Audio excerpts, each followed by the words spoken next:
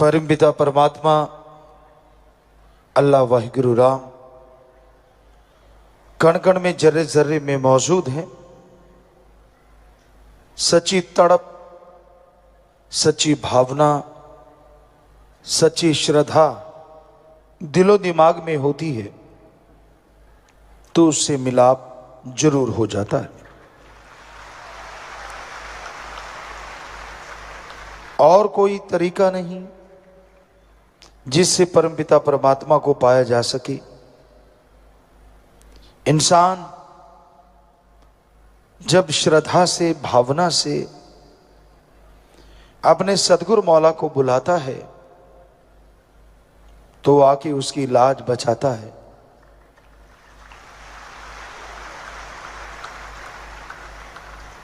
सेवा सुमरन ऐसे गहने हैं, जिसने भी ये पहने हैं वो भाग्यशाली है।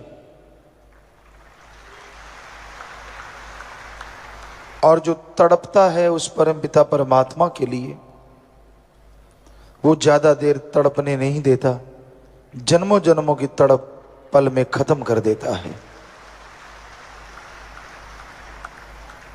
उस मालिक की दरगाह में, उस परमपिता परमात्मा की दरगाह में ढोंग पाखंड का कोई नाम नहीं, कोई जगह नहीं। उसको पाने के लिए, दर्श दीदार करने के लिए दिलो दिमाग का शीशा साफ करना पड़ता है। भीलनी 12 साल तड़पती रही, पता नहीं मालिक के कितने प्यारे कितने कितने जन्म तड़पते रहते हैं, तब जाके मालिक के प्यार मोहब्बत की भीख झोली में डलती है।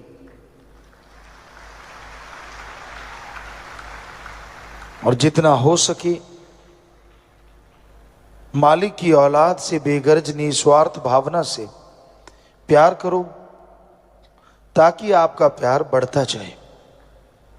किसी तड़पते हुए को, किसी दुखी को मिलके उसका दुख दूर करने की कोशिश करना ही सच्ची बंदगी होती है, बंदगी की शुरुआत होती है। पर वचनों में कभी भी इधर उधर मत जाओ। कई बार होता है कोई आपसे गलत उम्मीद लगा लेता है, कई बार होता है आपको लगता है कि मैं अगर इच्छा पूरी इसकी नहीं करूंगा शायद दिल दुखेगा, तो ये आपकी मन की बात है। मर्यादा में रहना सबसे जरूरी है, वचनों का पालन करना 100% जरूरी है अगर रूहानियत में तरक्की चाहते हो। यहां ढोंग ढकोसला करने वालों की कोई कमी नहीं है। पता नहीं आप लोग कैसे बना लेते हो, ये गुरु के नजदीक है, ये गुरु के दूर है। पता नहीं आप क्यों सोच लेते हो। हमारा तो एक ही निशाना होता था, सतगुरु यार है तो सब बहार है, और किसी से ना कोई दुश्मनी है और ना कोई ज्यादा प्यार है।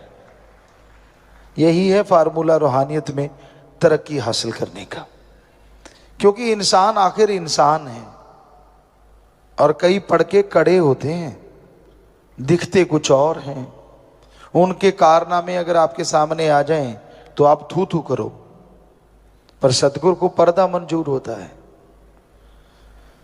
इसलिए इश्क तो सिर्फ सतगुरु अल्लाह राम वाहिगुरु से ही करना चाहिए। हम ये नहीं कहते कि दुनिया में रिश्ते ना निभाओ, हम यह नहीं कहते कि अपना फर्ज अदा ना करो, लेकिन सच्चाई यही है, हकीकत यही है, सच्चा रिश्ता एक सत्संगी का, एक मालिक के नाम लेने वाले का किसी से हो सकता है तो वो सिर्फ और सिर्फ सतगुरु अल्लाह राम से ही हो सकता है।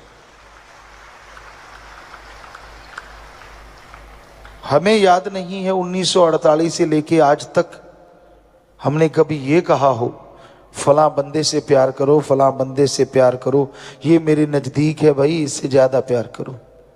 सवाल ही पैदा नहीं होता। हम हमेशा एक ही बात आपसे दोहराते रहे, आज भी दोहरा रहे हैं, ओम हरि अल्लाह वाहिगुरु राम ही एक ऐसा होता है, सतगुरु मौला ऐसा होता है जिससे जितना प्यार करोगे वो बढ़ता जाएगा और खुशियों का आलम आपके घर में छाता जाएगा। वही एक ऐसा होता है जो बेगर्ज प्यार करता है। दुनिया में रिश्ते नाते सब गर्जी हैं, स्वार्थी हैं। सतगुरु का नाता कभी स्वार्थी हो नहीं सकता। आप दुनिया में रहते हैं, मन आपका कभी भी हावी हो सकता है, मन आपका 100 विचार दे सकता है, पर सतगुरु यार ऐसा होता है, यहां तो क्या अगले जहान में विवाह नहीं छोड़ता। वो हमेशा साथ रहता है। हमने दुनिया में देखा है, लोग किसी को देख के, किसी से झगड़ के, पीर फकीर से बिना वजह गुस्से हो जाते हैं। शायद उनके कर्मों की कोई मार आती है या कर्मों का कोई बोझ आता है, जिस वजह से वो ऐसा कारनामा करते हैं। पीर फकीर कभी किसी का ख्यालों में बुरा नहीं सोचते, तो बाहरी तौर पे कैसे बुरा करेंगे। तरुवर फल नहीं खाते है सरोवर पीव न नीर, परमारथ के कारण संतन भयो शरीर। समुंदर, मीठे जलाशय, झीलें कभी खुद पानी नहीं पीती और पेड़ कभी खुद फल नहीं खाते। वो हमेशा दूसरों की झोली भरते हैं, दूसरों को माला माल करते हैं। उसी तरह संत पीर फकीर होते हैं। उनका मकसद, जिंदगी का उद्देश्य सबका भला करना होता है। वो कभी किसी का बुरा नहीं करते, बुरा सोचते नहीं। इंसान की सोच छोटी होती है, इंसान का मन उसे बहुत ही नीचे गिरा देता है। क्योंकि जो पढ़ के कड़े होते हैं, हमने उनसे सुना है, बातें करते सुना, जाहरा तौर पे नहीं, रूहानी तौर पे, कि यार गुरु को, पीर फकीर को कोई बताता होगा तभी ऐसा होता है। एक दूसरे को लोग कह देते हैं, तेरी वजह से फलां के कर्म मर गए, तेरी वजह से फलां के कर्म मर गए। जो लोग ऐसा कहते हैं उनके अपने कर्म मर रहे होते हैं। पीर फकीर किसी के इशारे पे नहीं नाचता। अरे जो सारी त्रिलोकी को इशारे पे चलाता है, वो किसी के इशारे पे क्या नाचेगा। ये इंसान की घटिया सोच होती है। वो उतनी खसलत का मालिक होता है, उसको उससे ज्यादा कुछ भी समझ नहीं आती, इसलिए वो ऐसा बोलता है। पीर फकीर तो जैसी में आवे खसम की बाणी, तैसड़ा करी ज्ञान भी लालो। ये माइक है, इसमें हम बोल रहे हैं तो आवाज आ रही है। माइक बेचारा क्या बोलेगा। तो वैसे ही एक फकीर होता, वो क्या बोलेगा, वो तो एक माइक है। जैसा वो खसम यानी अल्लाह वाहिगुरु सतगुरु मौला राम फूंक मार देता है, आवाज दे देता है, वैसी आवाज दुनिया तक पहुंच जाती है। आप मानो चाहे ना मानो, वो आपकी मर्जी है। क्योंकि 100% जो मानता है वो कभी धोखा नहीं खाता, कभी वो गम में नहीं डूबता, कभी वो खुशियों से दूर नहीं होता। दृढ़ यकीन रखो, दृढ़ यकीन से ही बेड़ा पार होता है। जब इंसान यकीन नहीं करता, सेवा सिमरण से दूर होता जाता है, तो फिर उसका मन उस पर हावी होने लगता है। तो उसका मन उसे तिगड़ी नाच नचाना शुरू कर देता है। मन से लड़ने का मतलब सेवा और सुमरन जरूरी है, और मन से लड़ने का मतलब सतगुरु से प्यार को बढ़ाना है। विचारों का क्या है, विचार तो आते जाते रहते हैं। अमल ना करो, बुरे विचार आगे डरो मत, अच्छे विचार आगे करो जरूर। बुरे विचार आते हैं, सुबह शाम 5-7 मिनट सुमन कर लो, उसका फल आपको नहीं लगेगा और कट जाएगा। अच्छे विचार आते हैं, उन पे चलते जाओ, मालिक के नजदीक पहुंचते जाओगे। तो इस कलयुग में यहां बुराई का बोलबाला है। इस कलयुग में हाथ को हाथ खाए जा रहा है। इस कलयुग में लोग वहशी दरिंदे बनते जा रहे हैं। इस कलयुग में इंसानियत तड़प रही है। ऐसे में अगर कोई सहारा है तो सतगुरु अल्लाह वाहिगुरु के राम का नाम का सहारा है, उसकी भक्ति इबादत का सहारा है। वरना कोई भक्त बन के भी आपको लूट सकता है। लूट धन की हो सकती है, तन की हो सकती है, भावना की हो सकती है। इसलिए किसी के बहकावे में मत आओ।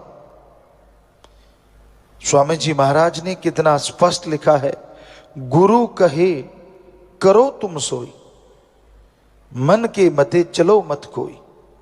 ये भव में गोते खिलवावे, ये गुरु से बेमुख करवावे। ऐसे ऐसे लोग बैठे हैं इस कलयुग में, दिखने में भक्त लगते हैं पर उनका वश चले तो भगवान को भी बेच के खा जाएं। वश नहीं चलता और ना कभी चलेगा, क्योंकि वो सतगुरु अल्लाह राम एडा भोला खसम नहीं जेड़ा मकर चलित्र ना जाने। ये लाइनें इतनी जबरदस्त हैं, अगर आप हमेशा याद रखो तो शायद कम से कम सत्संग में और सतगुरु के सामने पखंड ना करो, झूठ ना बोलो। एडा भोला खसम नहीं जेड़ा मकर चलित्र ना जाने, ਇਹਦੇ घर विच ओहियो बस सकती जेड़ी सब चतराइयां भुल जावे। बात ही खत्म हो जाती है। जिसने सारी सृष्टि बनाई उस भगवान ने, अल्लाह वाहिगुरु राम ने। आप कभी पेड़ पौधे देखो जो रास्ते में आते हैं, एक का पत्ता दूसरे पेड़ के पत्ते से नहीं मिलता। एक ही नस्ल होने के बावजूद टहनियां और उनका जो बड़ा टहना होता है जिसों, वो भी कभी आपस में मिलते आपको नजर नहीं आएंगे।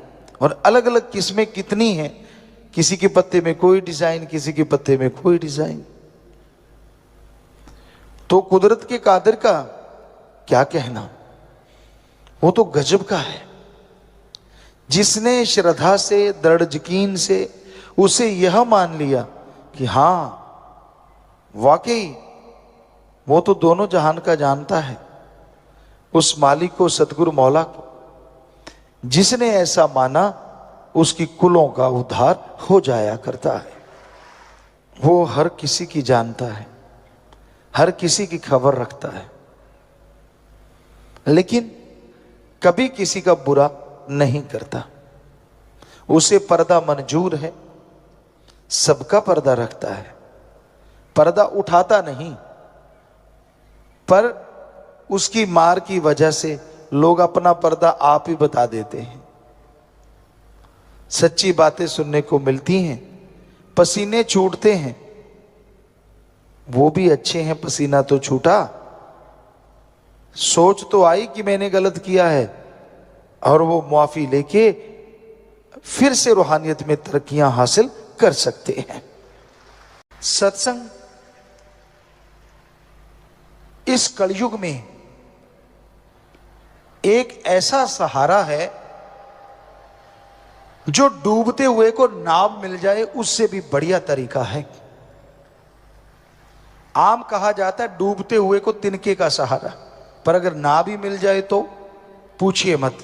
तो उसी तरह इस कलयुग में डूबते हुए जीवों को, तड़फते हुए जीवों को बचाने के लिए, राहत पहुंचाने के लिए राम का नाम एक जहाज है जो उन डूबते हुए, उन तड़फते हुए जीवों का आधार है। और कोई उस नाम का जाप करे, सुमरन करे, फिर तो कहना ही क्या है। सो उस परम पिता परमात्मा के नाम का जाप हमेशा आप करते रहो, कहीं गुमराह ना हो जाओ, कहीं आलस्य में ना पड़ जाओ, कहीं भूल ना जाओ परमपिता परमात्मा को। इसलिए संत पीर फकीर सत्संग लगाते हैं, और जो सत्संग सुन के अमल करते हैं उनके तो अंदर बाहर कोई कमी रहती ही नहीं। उनके भाग्य नसीब वाकई बुरे होते हैं जो सत्संग सुनते सुनते भी बुरे कर्मों की तरफ चल पड़ते हैं। एक अनजान आदमी है, जंगल में भटक गया और उस भटकते हुए को एक रास्ता सूझा। उसे नहीं पता वो रास्ता कैसा है, उसे नहीं मालूम वो रास्ता कैसा है। बुद्धि विवेक का काम लेता तो पता चलता, पर उसने आप देखा ना ताप उस रास्ते पे निकल पड़ा। उस रास्ते में जंगली जानवर है, उस रास्ते में दलदल है, जान बचाएगा तो कैसे? बहुत ही मुश्किल है। वो लुट जाता है डाकुओं के हाथों, घायल हो जाता है पशुओं के हाथों, और फंस के रह जाता है दलदल में। लेकिन एक पूरे जंगल का जानकार है, उसे पता है शॉर्टकट रास्ता कौन सा है। उसे पता है ये रास्ता दलदल भरा है, ये जानवरों से भरा है, इधर डाकू रहते हैं, और ये बिल्कुल सेफ रास्ता है। पर वो इंसान फिर भी दलदल वाले रास्ते में चल पड़े, डाकुओं की तरफ चल पड़े, या पशुओं वाले रास्ते में जो खा जाएंगे उस रास्ते में चल पड़े, तो क्या कहिए। ऐसे ही सत्संगी होते हैं, जो सत्संग सुनते हैं, नाम लेवा होते हैं। जब वो ऐसे जंगली रास्तों पे निकल पड़ते हैं तो फिर दद्दा दोष ना काहू दीजिए, दोष कर्मा अपनिया, जो मैं किया सो मैं पाया, दोष ना दीजिए आवर्ज। आप तो जानकार हो, जिसने सत्संग सुना, नाम ले लिया, वो तो जानकार है कि ये रास्ता गलत है, ये रास्ता गलत जा रहा है, ये दलदल भरा है, यहां पे काम वासना क्रोध लोभ मोह अहंकार टूट पड़ेंगे, बर्बाद कर देंगे। वो सब जानता है। अगर जानते बूझते हुए भी वो उस रास्ते का चयन करता है, उस रास्ते को चुनता है, तो इसमें फिर ना तो भगवान का दोष, ना गुरु पीर फकीर का दोष, अपने कर्मों की सजा भोगता रहता है, तड़पता रहता है, व्याकुल रहता है। तो इसलिए सत्संगियों, आपको तो पता है गलत रास्ते नहीं चलना, फिर आप मन के लोभ लालच में क्यों चल पड़ते हो? क्षणिक स्वाद के लिए क्यों आप अपने सतगुरु से मुंह फेर लेते हो? क्यों सत्संग की बातों को दरकिनार कर देते हो? क्यों नहीं अमल करते आप? और जब आप अमल नहीं करते, जब आप वचनों की काट करने लगते हो, तो जिंदगी में दुख आज नहीं तो कल आने वाले हैं। फिर उसके लिए भी तैयार रहना। दुख आपने सहेड़े हैं तो फिर भोगने के लिए भी आप अपने आप को तैयार रखो। फिर तो बड़ा भगवान भगवान करते हो, राम राम करते हो। पहले तो राम की सुनते नहीं, पहले उसके संत पीर फकीर की सुनते नहीं, और जब फंस गए, जब तड़पने लगे, फिर भगवान शहद जैसा लगता है। क्यों करते हो आप ऐसा? मन की वजह से। जवानी तो गधे पे भी आती है, आपके कोई अलग नहीं आई, उस पे भी आती। आपकी जवानी कैसी? वो जवानी जो सतगुरु के लेखे लगे, अरे वो जवानी जो समाज के भले कामों के लेखे लगे, अरे वो जवानी जो भक्ति इबादत में पल पल गुजारे, उस जवानी के बराबर दुनिया में तीनों लोकों में कोई नहीं होता। उसकी भक्ति अव्वल दर्जे की मंजूर होती है, या कोई बचपन में लग जाए और आखिर तक निभा दे, उसकी अव्वल दर्जे की होती है। पर यहां तो जब दोहरा मापदंड अपना लेते हैं लोग, अपने सतगुरु को, अपने राम को मूर्ख बनाना उनकी आदत बन जाती है। ये दिखाना कि मैं भक्त भी हूं, और काम वो करना जो संत पीर फकीर रोकते हैं। तो फिर दुखों के पहाड़ को बुलाने से कोई रोक नहीं सकेगा। फिर तड़पोगे, फिर रोओगे, तब आप होगे और आपके दुख होंगे। कैसे कोई बचाएगा? गुरु को मानते हो पर गुरु की नहीं मानते, ये खतरनाक है, ये डेंजर है। जब आपको समझी आ गई कि रास्ते दलदल से भरे हैं, जब आपको समझी आ गई कि जंगली जानवर आप पे अटैक करने को तैयार बैठे हैं, तो राम नाम का शॉर्टकट क्यों नहीं अपनाते? क्यों काम वासना क्रोध लोभ मोह अहंकार मन माया को, उन जंगली जानवरों को अपने पे टूटने का मौका देते हो? क्यों? जोश जवानी का। परम पिताजी ने एक भजन बनाया है, और वो ध्यान दें, जवान नौजवान जो बिगड़ जाते हैं, जो मानते नहीं, सतगुरु की भी रखते हैं, लात दूसरी तरफ भी रखते हैं, गलत कर्म भी करते हैं। गधा 25 उम्रा जोर जवानी का, कि जब 25 साल तक की उम्र जो है ना, दुलत्ते झाड़ने वाली है। किसी को रोक दो आप, माँ बाप भी रोक दें तो उनका दुश्मन बन जाता है। मुझे रोका तो कैसे रोका, मैं मर्जी का मालिक, मैं करूं सो करूं। यानी गधे की तरह दुलत्तियां झाड़ता है। संत पीर फकीर समझाएं, अगर उसकी मन की बात कहते रहे, हाँ जी हाँ जी हाँ जी हाँ जी हाँ जी हाँ जी, फिर तो बड़ा खुश।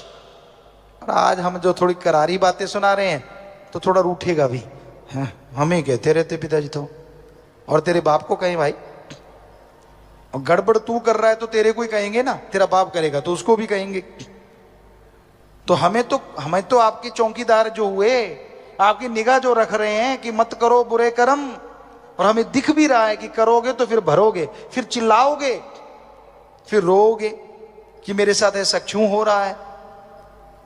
आजकल क्या बच्चा, क्या बूढ़ा, क्या जवान, सब काम वासना क्रोध लोभ मोह अहंकार मन माया की गिरफ्त में है। बचा हुआ वही है जिसने सच्चा इश्क उस वाहिगुरु से, सतगुरु मौला से किया हुआ है। वो चाहे बच्चा है, जवान है, बूढ़ा है, वो ही बचा है। वरना इस कलयुग में मस्ताना जी महाराज के वचन कि यार सतगुरु का आशिक तो कोई कोई है, सब माया के यार हैं। तो हम ये कहते हैं उस सतगुरु की कृपा से ही कि आज बहुत से सतगुरु के भी यार हैं, बहुत बच गए उनके रहमो करम से, उन्हीं की कृपा से।